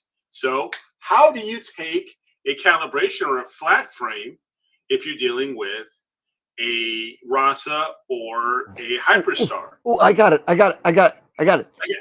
What? Duct tape. Duct tape. Zip ties. All the way. Really long ones. Duct tape and zip ties. So what you have to do is you have to get an aluminum dew shield. Yep. Don't get the flimsy. Sturdy. You want.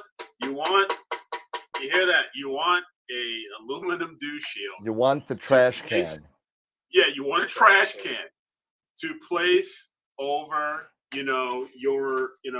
over your Rasa or your Schmidt Cassegrain with the Hyperstar, and then you will take your flat panel and lay it right on top. And right on top. Or if you are so equipped, and you have a really nice type of, observatory, let's say, nothing stops you from putting it on a wall mount and pointing it that way either. So if you have a really nice, even though so if you have your Rasa and you still have to do, this guy here, I would still use a aluminum dew shield, to help with any, to try to not deal with any overshooting. But yeah, it's basically, if you have an observatory, if you have it far enough away, you have a nice, illuminated LED or something like that. Yep. Just take it. Start there. White wall. White wall with backlight. Yep. You literally sit there and you say slew to whatever is pointing at, whatever is pointing at your flat panel, and then start taking your images. So that's one way to do it as well. And I won't say what Chris typed, but that was pretty funny. So if you have any questions on how to do that, also go to Astro with Eric on my YouTube channel, Astro with Eric, and I have how I've done this for my Rasa. So if you need any instruction on doing that, you want Ernest, you want a dew shield for your Mac 150? Is that what I'm hearing? Yeah, if you want, I want one for my Mac 150. Just let me know if that's what you're looking for. Yes, in French these are called. Yes, The dish or the Summer's Eve shield. So the Summer's Eve.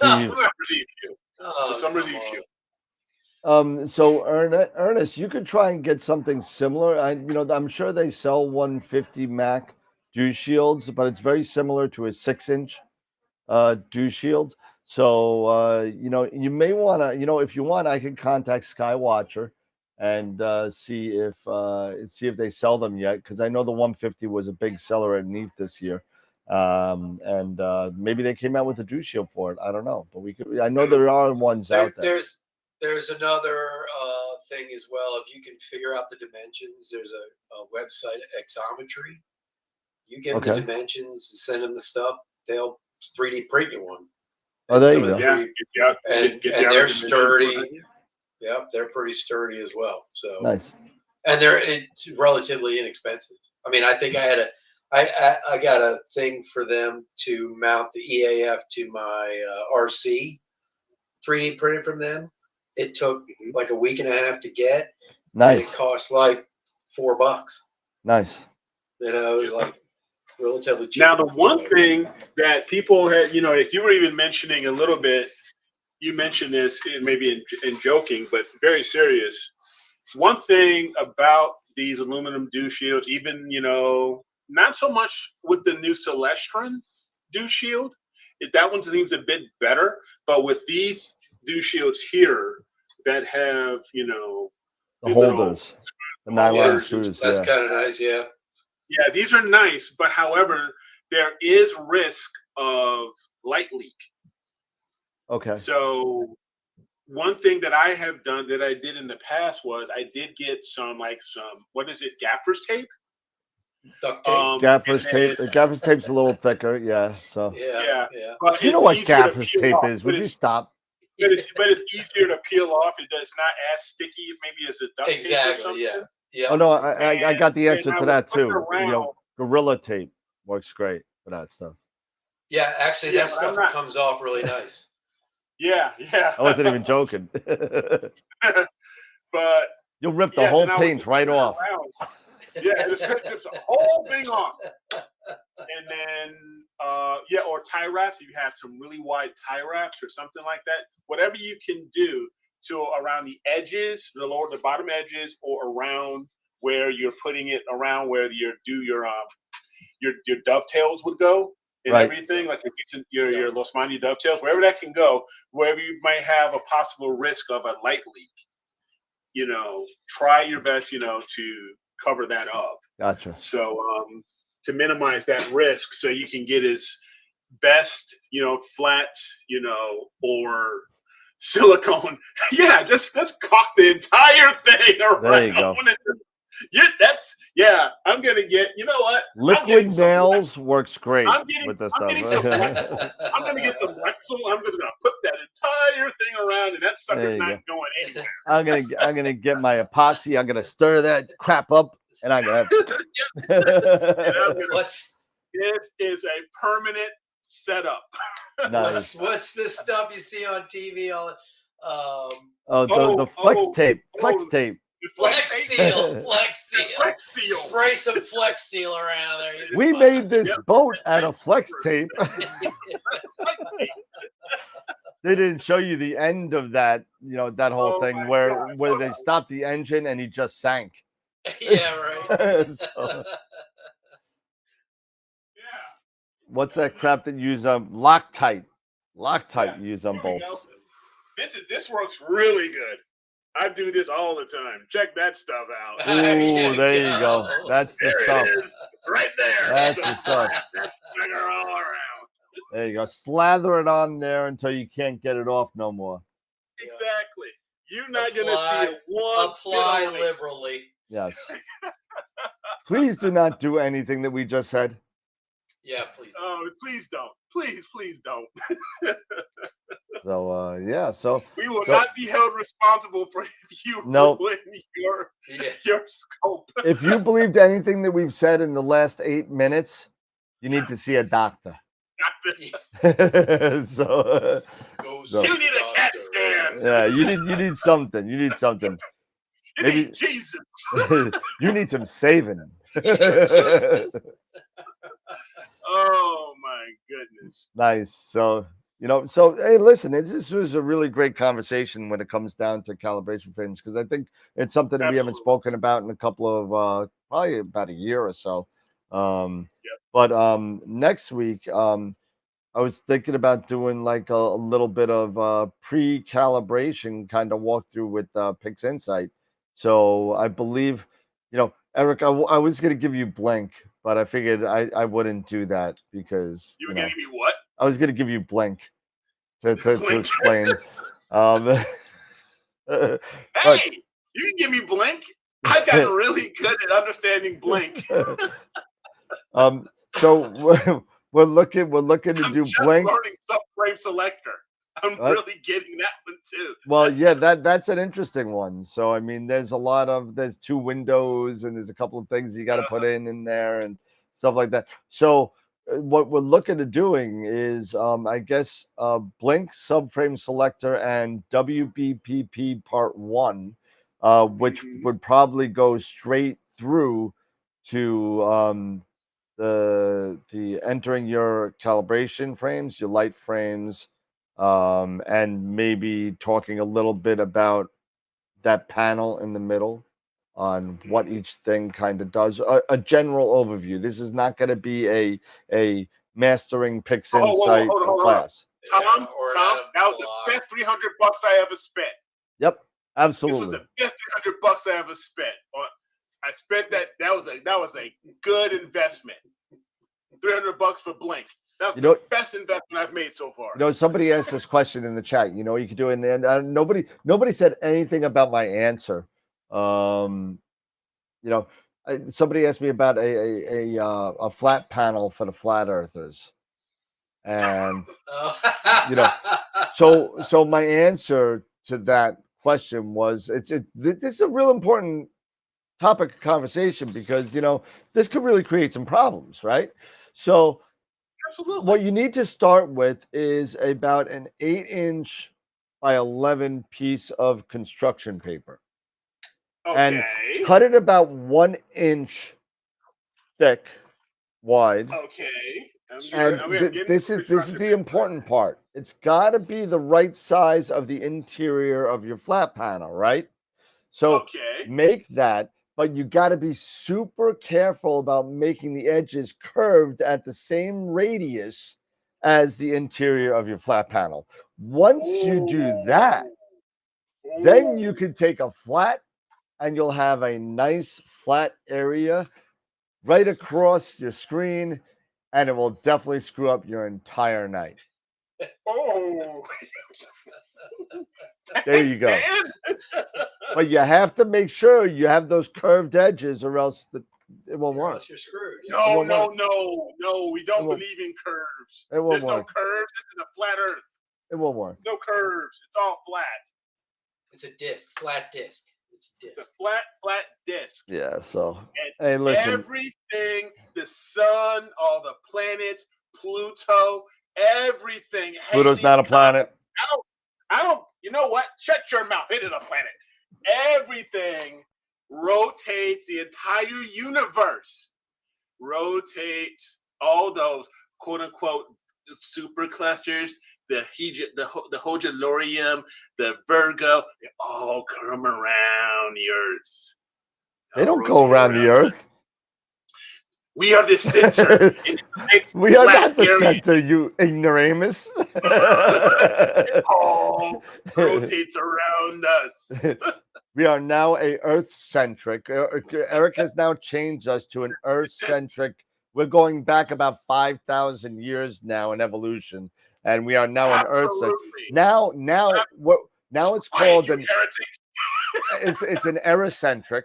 It's an Ericentric universe now, so it revolves around Eric, and exactly. That's it. Nice and shiny. This rotates around. Yeah. Wop wop. That's funny. That's funny. Yeah, we're going back about I don't know. Now we're going pre-Copernicus days. Yes, we're going pre that. We're going just after Christianity. We are doing. We are literally doing. Way back. We're doing Socrates. Mhm. Yeah, right. We're doing Socrates time, That's witchcraft, you heretic. and he died for it.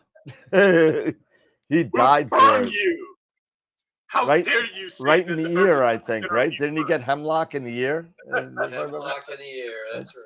I think that's what it is. Oh, I know my. gosh. See, I'm good with my Greek kind of real person mythology type thing, but like, I'm not good like Eric is with like the actual mythology. Oh gosh, yeah. Hercules. Yeah, we're a little off the rails. It's the end of the night, so Okay, we got a few minutes left. We're gonna Yep. talk about image of the week. sure, We're knock gonna it out. we're gonna talk about image of the week. Now, for those who are not familiar with image of the week, let me tell you, you would go to our website, astroworldweb.com/IOTW. You don't know what it is? I'm going to show you. So I'm going to share my screen right now. All right, there you go. You do that. I am going to share my screen and share. And we are going to go to astroworldweb.com. But don't forget, /IOTW. Image of the week. Ta-da! Ta-da! And it's our image of the week contest. And don't forget, if you are one of our 3 end of the year annual image of the year winners, you have a chance to win one of these 3 fabulous gift certificates, one of these 3 fabulous prizes to AstroWorld telescopes to get yourself, to help you get you some new gear. We got a $300 first prize, a $150 second prize, and a $100 third prize. So don't forget, this is why you want to join up. This is why you want to submit your images. So last week, Brian, aka Sensor32, congratulations again for your row, Ophiuchus, one of my favorite areas of the night sky, the summer night sky. It's coming back, folks. We are getting close to summer nebulae. I can't wait. So they're coming back. So this week's image of the week, May 24th. It's already loaded. And who do we have? We have That's nice. the Stater region by AZ Forerunner. Mm-hmm. We have the Cat's Eye Nebula. Who's that? By Scott Schneider. Oh man, That's nice, huh? 40 And hours. we have the Northern Lights by Dr. Greg Meyer.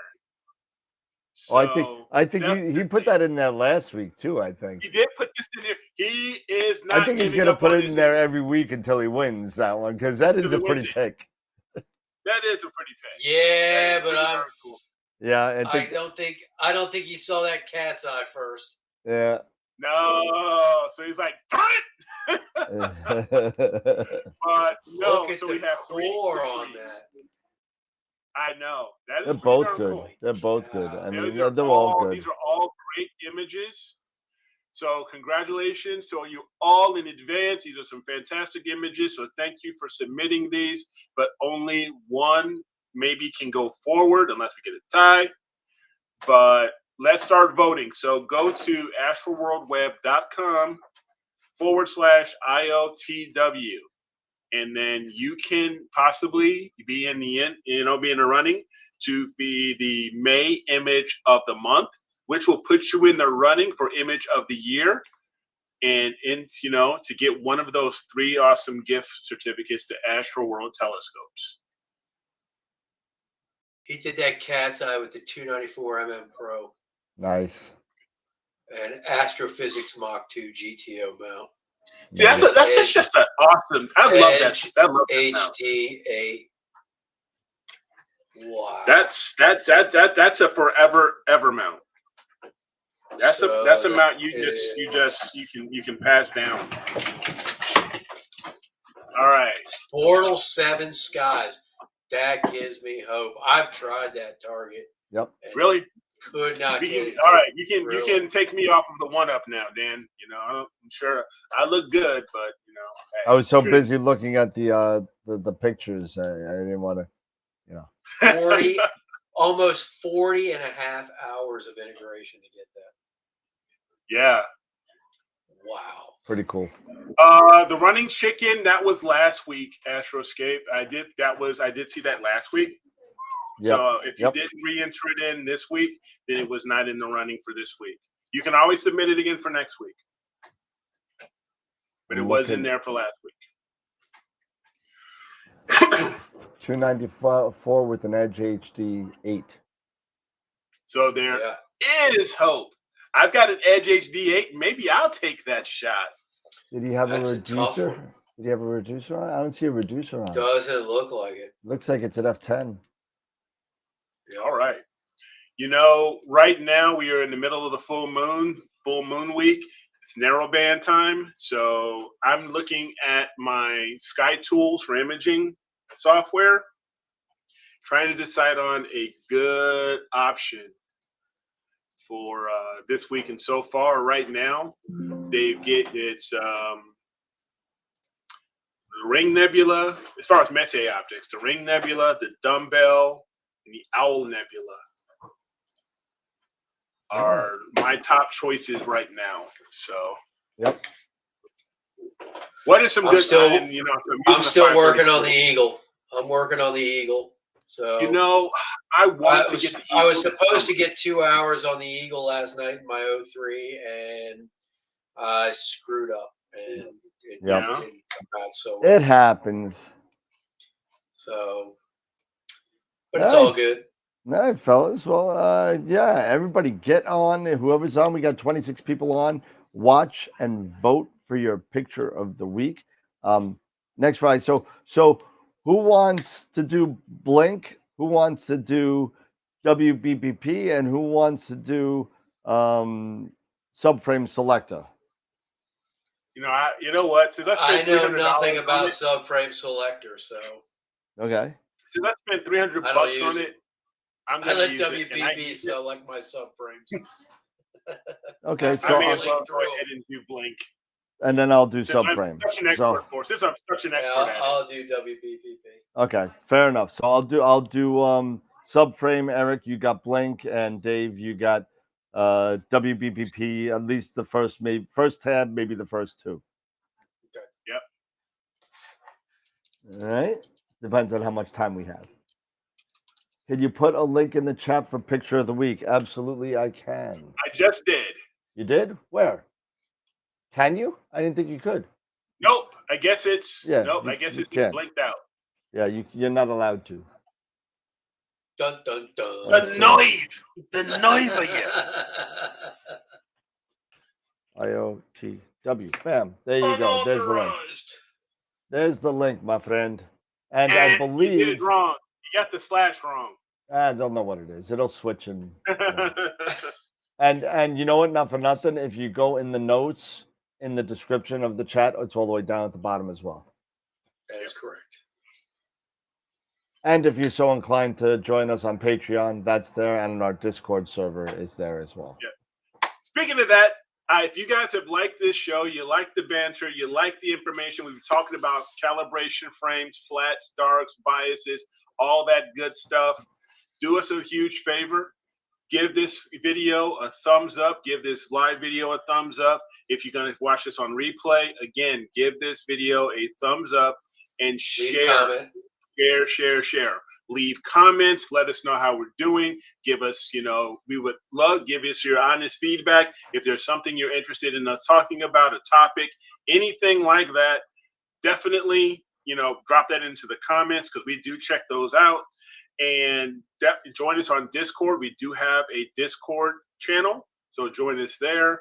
So definitely, we would appreciate the continued support. We've been doing this now for almost just over 5 years now. So we love doing this stuff, Dan and I. So come on, share the show. Share, if you're on Facebook. And if you're one of our few Twitch people, Twitch subscribers that are hanging out, those 30 people. Yep, 33. 33. 33. Let's get up to 34 or 35. Twitch. Bring it in. Twitch. I'm putting out a challenge. Let's see if we can get to 40. Let's see if we can get to 40 Twitch users. Okay? Stuff like that. So definitely give us a thumbs up. give us a like if you're on Facebook or anything like that. We would really appreciate it.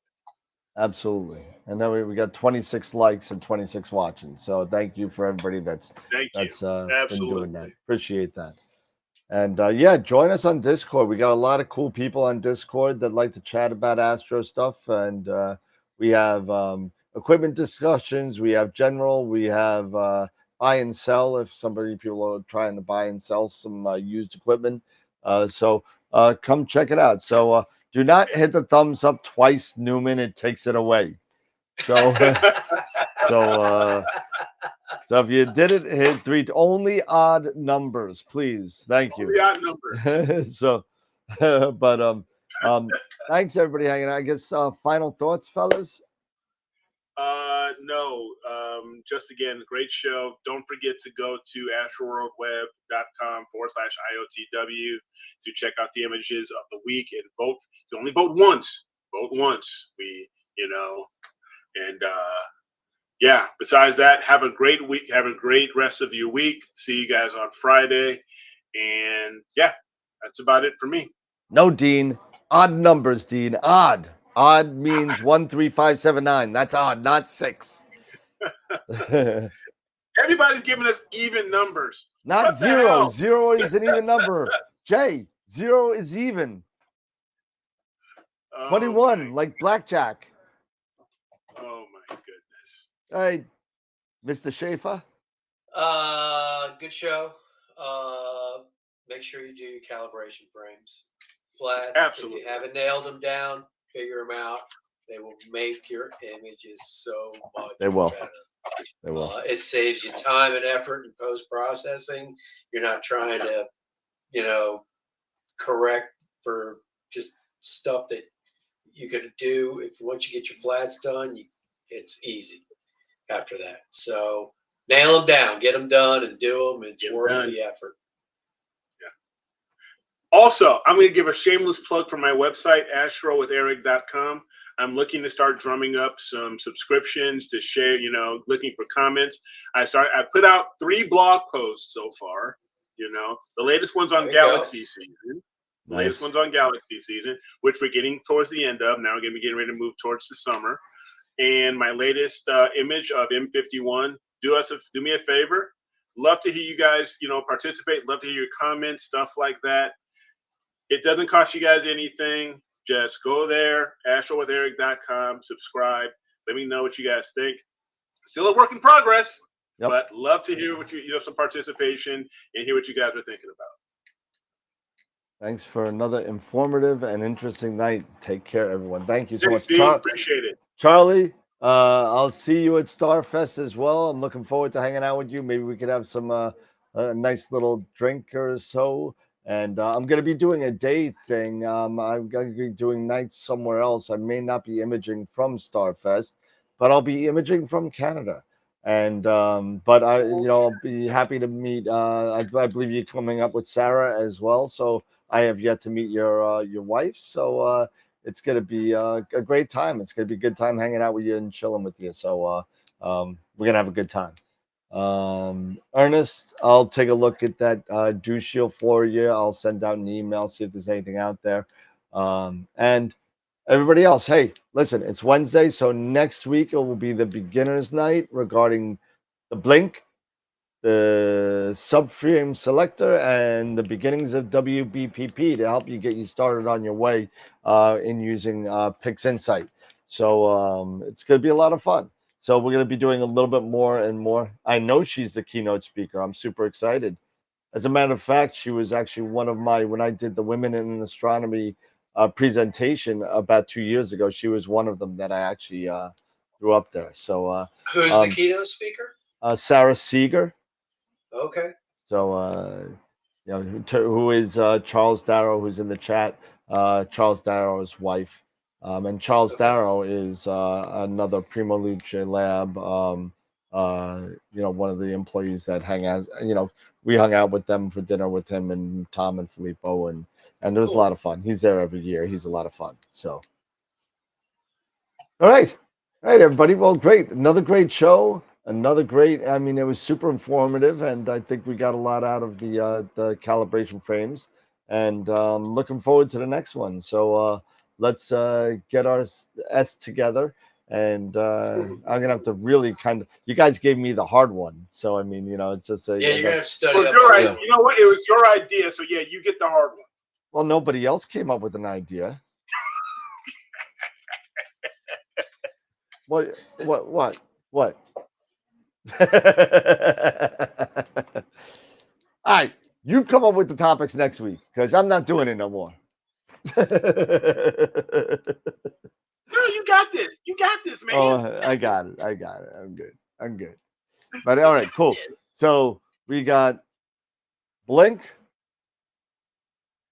WBPP, subframe selector, and we will. Yeah, Dan, the idea, man. Yeah, that's why everything goes off the rails. That's why. Yeah, that's right.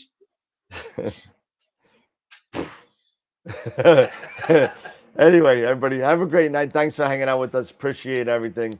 We'll see everybody Friday night at 8:00 for our WBPP discussion. And see you then. Everybody have a wonderful rest of your Wednesday evening and enjoy. Have a good night. And remember, as always, to keep imaging, keep educating, and clear skies. And we'll see you on Friday night. I got clear skies tonight. I'm imaging. Oh, good job. I'm going to have a sidecar. See you later. Yeah.